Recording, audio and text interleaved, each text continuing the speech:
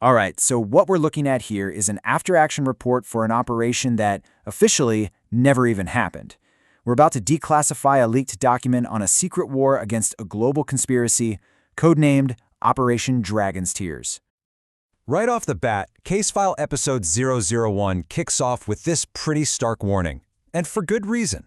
This is the only record of an unsanctioned, off-the-books mission to tear down a global control grid before it could lock down every single one of us. The stakes were, well, everything. So, who exactly were they up against? The report identifies the targets as the Shadow People, this cabal of billionaires and absolute power brokers who genuinely believed they could design and build a new world order from the top down. And when you look at how this network was structured, wow, it is just chillingly efficient. You've got Zhao Shai-Chine, the tech mogul handling surveillance, Dr. Wang Wei in biotech, literally weaponizing public health. Kuai-Yin Cho is building their armored electric cars, Ivik Lundblad is on social media controlling what everyone thinks, and they even have a rapper, Zhang Hao, cleaning all the money. They had every single angle covered. And this was their endgame, the Yaolong chip. Think of it as a leash for the human mind. A brain-computer interface for total surveillance and behavioral control. And the plan? To make it mandatory for every single person on Earth by 2027, delivered through vaccine mandates. Now, you can't just roll out a plan like that without some friends in high places, right? And that's where the American connection comes in. The report lays out what it calls the motor circle, 4 U.S. senators who were completely bought and paid for, pushing the exact laws that would pave the way for this chip. So how in the world do you fight gods? The file makes it pretty clear. You don't send heroes, you unleash monsters. And this is the elite crew that the mysterious handler, Claudia Reid, put together to hunt them down. Leading the charge, we have Rex, an ex-Marine from the Black Ops world. The report basically calls him the team's brain, its muscle, and somehow its conscience, all rolled into one. Next up, you've got Chad and Layla Kilos, known as the Cleaners. And get this. They're a quiet, suburban couple who run a funeral home during the day. By night, they're assassins and expert coroners who can make any problem or any person just disappear. Every crew needs an in and an out, right? For that, they had 2 of the best. Bobby Shifton, probably the greatest getaway driver on the planet, and Knut Cans Miller, a master locksmith who could get through any door or crack any safe ever made. And you know, sometimes subtlety just isn't going to cut it. For those moments, you call in Hedy Yamagishi and Iris Kyle, 2 champion bodybuilders who found a second career as demolition experts. Their specialty? Turning fortified mansions into smoking holes in the ground. And finally, there's baby Luke, the ghost in the machine. This 23-year-old kid is a whole different kind of weapon.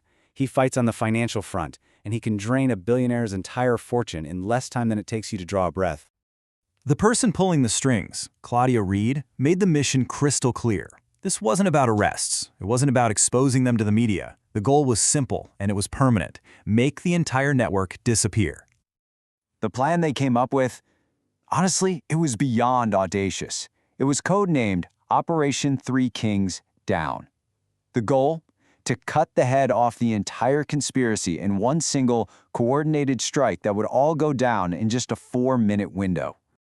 Okay, so the centerpiece of the whole thing was this surgical strike on a private summit in Hangzhou. The targets were the 3 big ones, Zhao, Wang Wei, and Lundblad. The plan was just a masterclass in covert ops. From going in disguised as caterers to this insane multi-stage escape plan. At the exact same time, baby Luke was launching his own attack from cyberspace. He was set to legally seize and completely bankrupt Zhang Hao's $4.1 billion empire.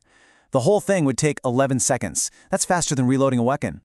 But you know how it goes. No plan survives contact with the enemy. Just hours before the strike, an FBI informant flipped.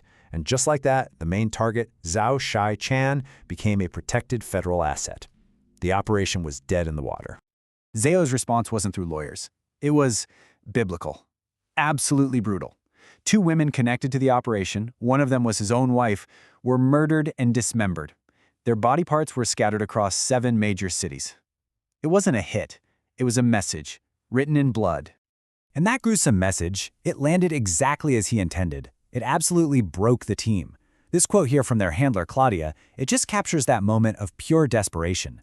They were staring at an impossible choice: either escalate a war they knew they couldn't win anymore, or just vanish. They chose to vanish.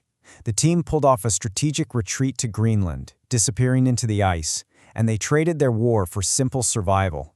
A couple of years later, a child, Sila, was born, and that really cemented their new mission. It wasn't about revenge anymore. It was about protecting the future. And this is where the whole report just flips the script on you. The author argues this was never a failed assassination. It was a successful rescue mission. It's a story about the night a team of monsters chose love over war, and in their own way, they won. So the file closes, but it leaves us with this one final, really haunting question. In a war against an invisible enemy, a war that never really ends, what does victory actually look like? Is it about destroying your enemy, or is it about protecting what you love? Something to think about long after you close the file.